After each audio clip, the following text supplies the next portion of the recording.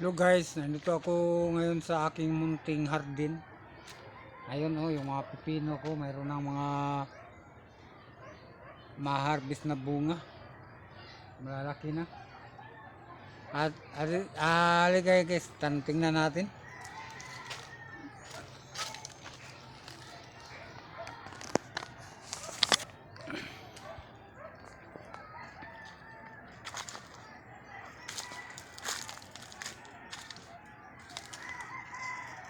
Ito guys oh, malaki na sa Japan, ganito ka laki, na-harvest na.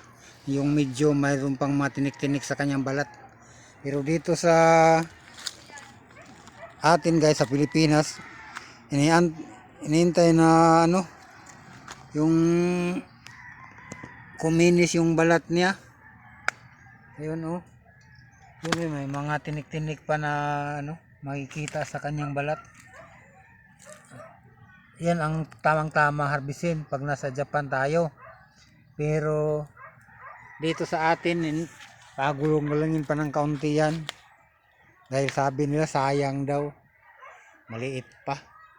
Pero yun ang masarap guys, yung ganito kalaki. Medyo mayamis-yamis yung kanyang laman. Yung malaki naman na palakihin natin ng insakto, medyo matubig-tubig na siya, makatas na. Ayan naman ay hindi masyadong makatas pero mayamis-yamis yan.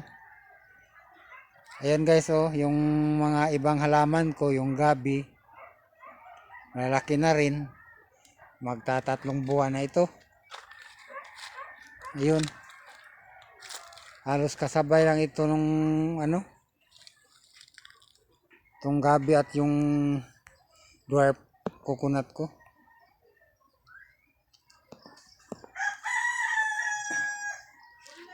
Sumakay kayo ng mabilis para makapag-harvest tayo. At may damo dito ng kaunti at tanggalin natin para hindi na masyadong lumago yung mga damo.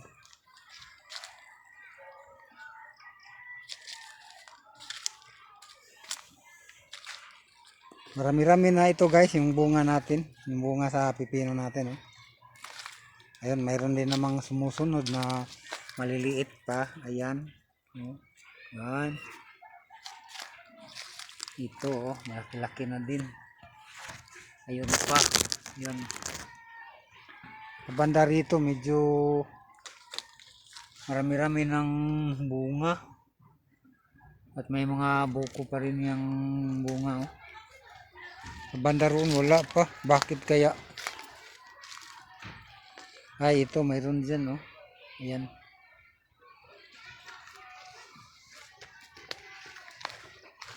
Dito sa kabila naman. Ito sa dalawang punong magkahanay. Meron na. Ayan. Mayroon pati doon sa ibabaw niya, mayroon na. At yung mga sanga naman guys, na may dalang bunga, kakatingin mo yung tops niya para hindi na masyadong lumit yung bunga, para maghinto na doon yung kanyang mga pagkain. Yung bunga lang sinusuplayan niya. Ayun oh, dito mayroon oh. Yan. Ayan, dito mayroon malaki. Yan. Malaki na yan.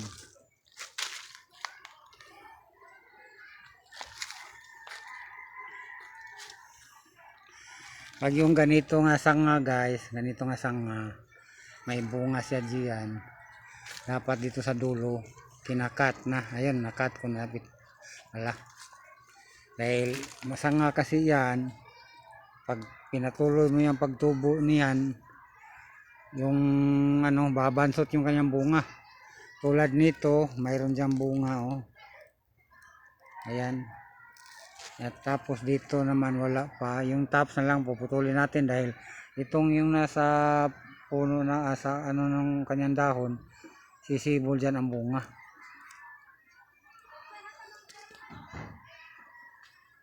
Ayun oh. Ayun. Yan, tanggalin natin itong top. Pero yung main niya na katawan, huwag mo na putulin. Hayaan mo nang humaba yan. Ayot ito, oh. Mayroon din, oh.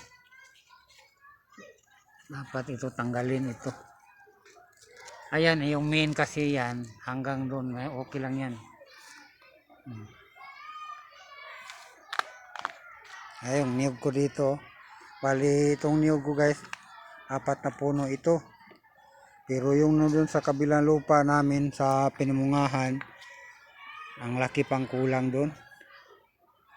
8 pang puno ang naitanim ko doon. Mayroon pa akong pinatubo dito.